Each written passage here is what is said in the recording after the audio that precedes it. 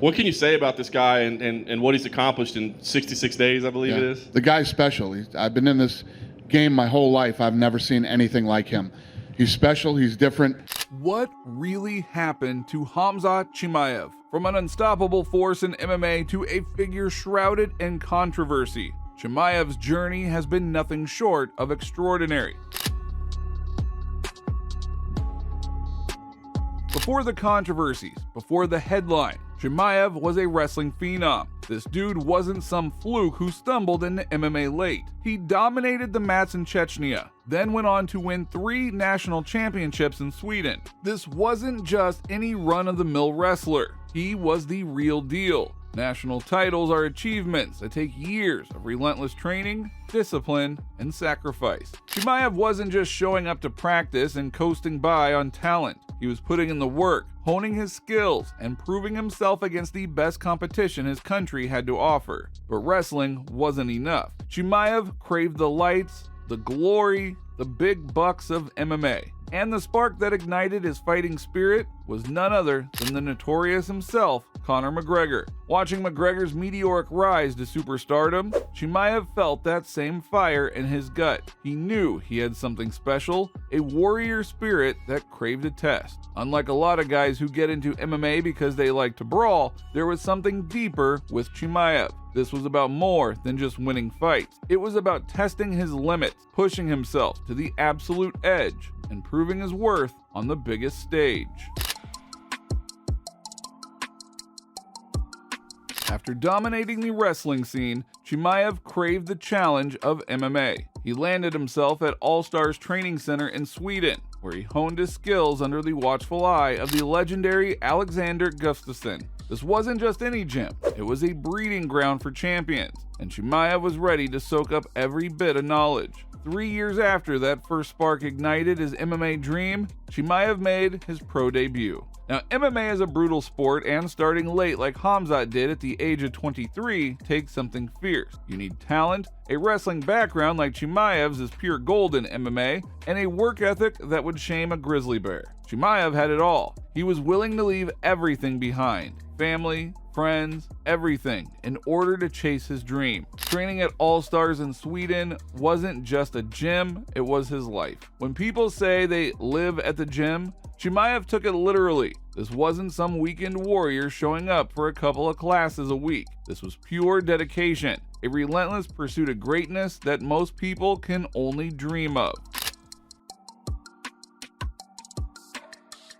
Chimaev wasn't just training hard. He was a damn wrecking machine. Dude looked like he was carved out of granite, and his fighting style, pure violence with a sprinkle of wrestling genius. He mauled his way through the competition, winning fights like they were errands. Remember that feeling of invincibility you get when you're on a hot streak in a video game? Well, that was Chimaev in real life. He finished fights in the first round, one after another. Nobody could touch him. He called himself Boars the Wolf, and that is exactly what he seemed like. A predator stalking his prey, then taking them out with lightning speed and bone-crushing power. The hype machine went into overdrive. Fans went nuts. Analysts were speechless, and even UFC legends started taking notice. This wasn't just another prospect. This was a future champion, a potential GOAT contender. That thunderous uppercut KO on a legit contender, Allstars, wasn't just impressive, it was a statement. The UFC, the biggest stage in MMA, took notice. At a still green record of 6-0, Chimaev didn't need to fight his way onto the Contender Series. He was getting the fast track straight to the big league. When the world locked down due to the COVID pandemic, people were desperate for some excitement. Enter Chimaev. Millions turned in to see this undefeated Swedish wrecking machine make his UFC debut. Facing a southpaw opponent named John Phillips, Chimaev wasted no time. He swarmed Phillips like a hungry wolf, unleashing a relentless barrage of punches and takedowns. It wasn't even close. Chimaev submitted Phillips in the first round, leaving commentators speechless. Chimaev wasn't just another prospect. He was something special. In a matter of minutes, he went from a complete unknown to a name on everyone's lips. The timing might have been unique due to the pandemic, but Chimaev carved his own destiny and made the most of his opportunity. Now, most fighters would take some time to recover from a grueling debut, but not Chimaev. He craved more. He wanted to fight again in just 10 days. Now, this was unheard of in the UFC, as nobody had ever done it before. But Chimaev wasn't built like most fighters. He dominated his second opponent even faster than the first. He was ready to take on anyone. Sure, his wrestling was top-notch, but fans loved the violence. They craved knockouts, and Chimaev delivered. He possessed that finishing instinct that even some elite fighters lack. 2 months later, he silenced any doubters who might have remained. He knocked out Gerald Meerschaert with such ease it looked like child's play. Chimaev's rise was meteoric, unprecedented in the UFC. But for Chimaev, it wasn't a surprise. He always believed in himself. He wasn't just cocky. He truly believed in everything he said. I think when you're a fight fan, a guy like this is the type of guy that you love to watch and follow and hate, you know, and whatever it might be. This guy is one of the most special fighters I've ever seen, if not the most special guy that I've ever come across. And he kept telling me leading up to this fight, "You think I'm a wrestler. You think I'm a wrestler. Wait till you see my hands." Holy he wasn't lying. Chimaev's rise was so rapid that his fame started to approach that of a champion, even though he hadn't cracked the top 5 of his division. This kind of notoriety is usually a good thing for a fighter. More sponsorships, more media attention, the whole package. But for Chimaev, it came with a dark side. His dominant performances inside the Octagon caught the attention of a powerful but very dangerous man, Ramzan Kadyrov, the iron-fisted leader of Chechnya. Kadyrov wielded more influence than even UFC president Dana White. He was a player on the global stage, known for flaunting his wealth and hobnobbing with celebrities, including some big names in sport. Kadyrov used his social media persona to mask a brutal reality. Accusations of war crimes, human rights violations, and violence against political opponents plagued his regime. Think of the most ruthless dictator you can imagine, and that's the kind of guy that Kadyrov was. So what's the deal with Chimaev and Kadyrov? Well, they became quote-unquote friends, at least publicly. There were whispers about other fighters who crossed paths with Kadyrov and ended up, well, not so well. Let's just say that opposing Kadyrov could be a death sentence. His army ruled with an iron fist, and any dissent was met with swift and brutal punishment. For now, at least publicly, Chimaev and Kadyrov seem to be on good terms, but this friendship cast a long shadow over Chimaev's career. It was a situation that nobody could talk about openly, but everyone knew it was there, lurking in the background. Hello, recently this year, the head of the Chechen Republic, Ramzan Kadyrov, defeated rising UFC star Khamzat Chimaev. It happened at day sparring in Chechnya. Kadyrov performed a chokehold on Chimaev, after which he surrendered.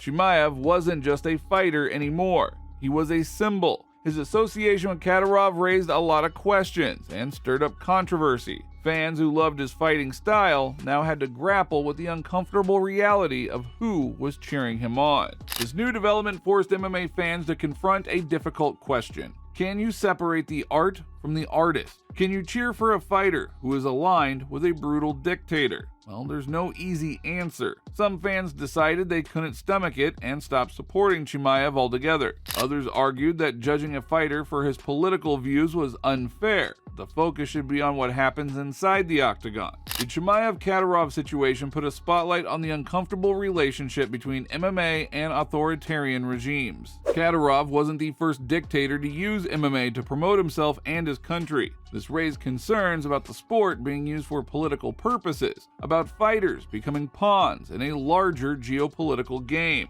The issue of athletes associating with controversial figures is complex and multifaceted. There is no right or wrong answer. Ultimately, it is up to each individual fan to decide how they feel about it. But there is no doubt that Chimaev's association with Kadyrov tarnished his image and added a layer of complexity to his story. Still, as Khamzat Chimaev's star continued to rise in the UFC, his indomitable mindset seemed unshakable, even in the face of a global pandemic. COVID-19, the very event that gave him his chance to shine, soon became a formidable adversary. Scheduled to fight Leon Edwards on March 13th, Chimaev's momentum came to a sudden halt when he contracted the virus. Now, martial arts, known for its rigorous demands, makes no exceptions. It is a discipline that requires not just physical strength, but mental fortitude. At the peak of his career, Chimaev's relentless spirit was nearly his undoing. Were you just, what were you feeling, I guess? Like what were your symptoms with COVID? Like feeling like pain in my, like, what is this in English? In your lungs? I don't know. Yeah, lungs, I feel pain there, like when blood, like when I come out sometimes.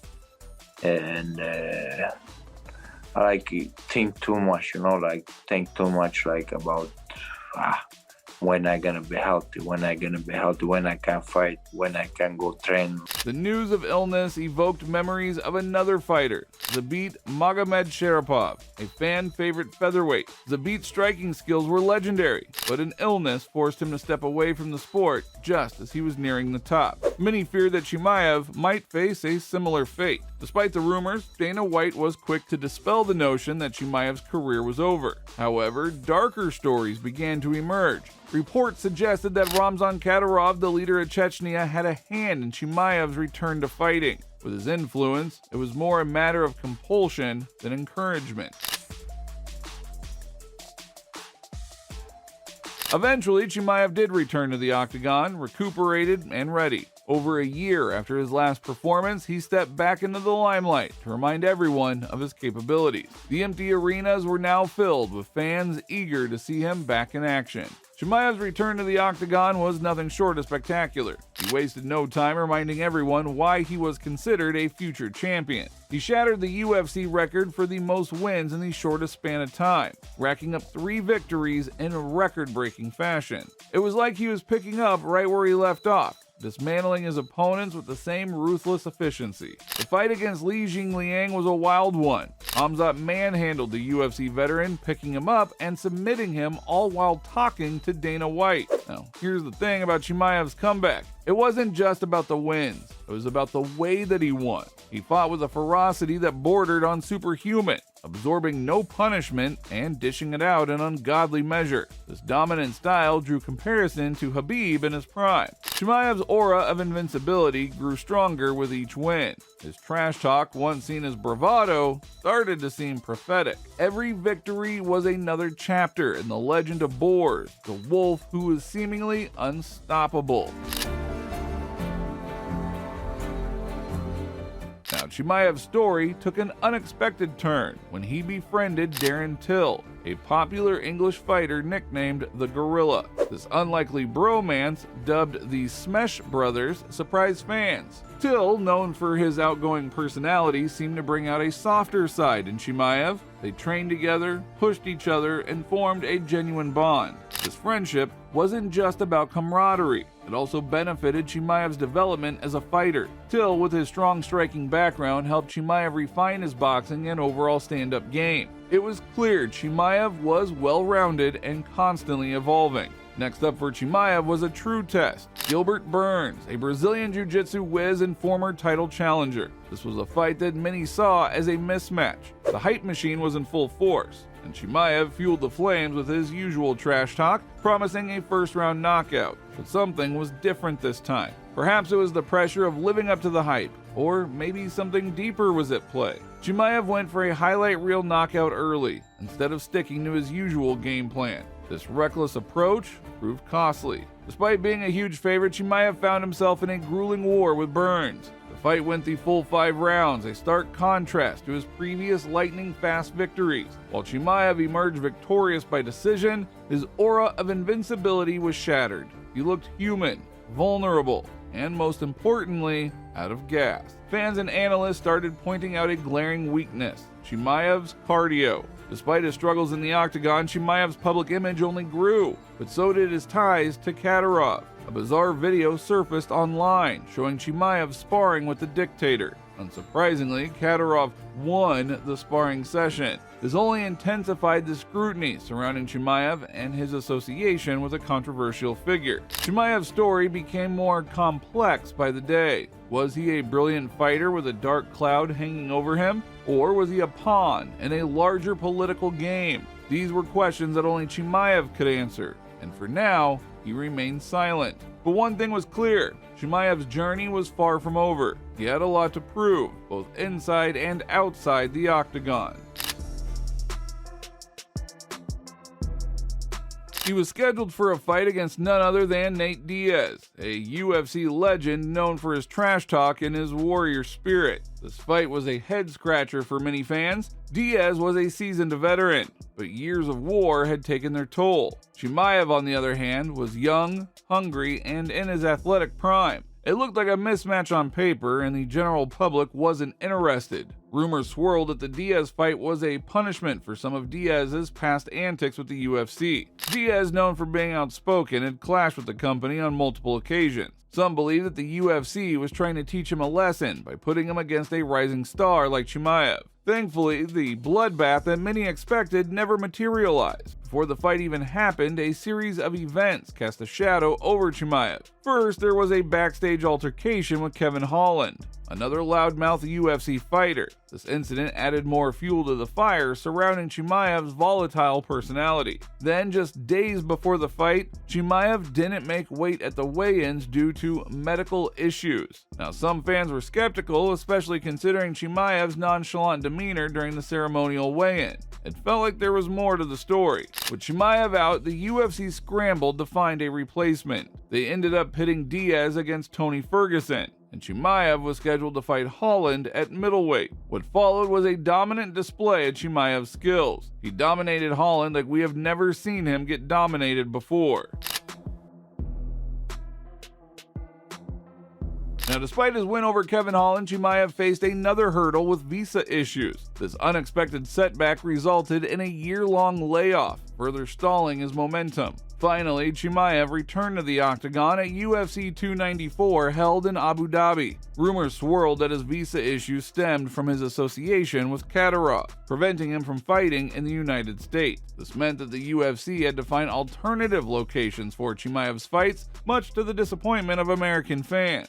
But this comeback fight wasn't for the faint of heart. Chimaev, on short notice, agreed to face none other than Kamaru Usman, the former welterweight king. Now, this was a massive step up in competition, a true test of Chimaev's skills and his ability to handle elite-level pressure. The Usman fight was Chimaev's chance to finally answer the lingering questions about his cardio. Remember how he gassed out against Burns? Well, here was his opportunity to prove he could go 5 rounds with the best. Chimaev came out strong, pushing the pace and leaving many fans wondering if he could pull off the upset. In the end, the judges awarded him a split decision victory. But this time, the win wasn't met with thing. Kamaru Usman, despite taking the fight on short notice, displayed incredible heart and fighting spirit. Many fans believe that a full training camp and 5 rounds, the outcome might have been different. They acknowledge Usman's professionalism and sportsmanship, qualities that seemed lacking in Chimaev. After the razor-thin victory over Usman, Chimaev was set to face another former champion, Robert Whitaker, the Reaper. This clash of titans would determine the next challenger for the middleweight title. For Chimaev, it was a chance to solidify his claim as a true force in the UFC. For Whitaker, it was a chance to reclaim the belt he had once held. For weeks, anticipation for the fight grew. Chimaev documented his grueling training camp on social media, showcasing his dedication and sacrifice that it takes to reach the top of the MMA world. Sleepless nights on gym mats, countless hours of pushing his body to the limit. It all led up to this one glorious night. But then, disaster struck. Just a week before the fight, Chimaev pulled out again, citing violent illness. This wasn't the first time that this had happened. Fans, already skeptical of his previous withdrawal, were less than sympathetic. The boy who cried wolf narrative started to gain traction. Chimaev's reputation took another hit. This wasn't just one missed fight. It was a pattern.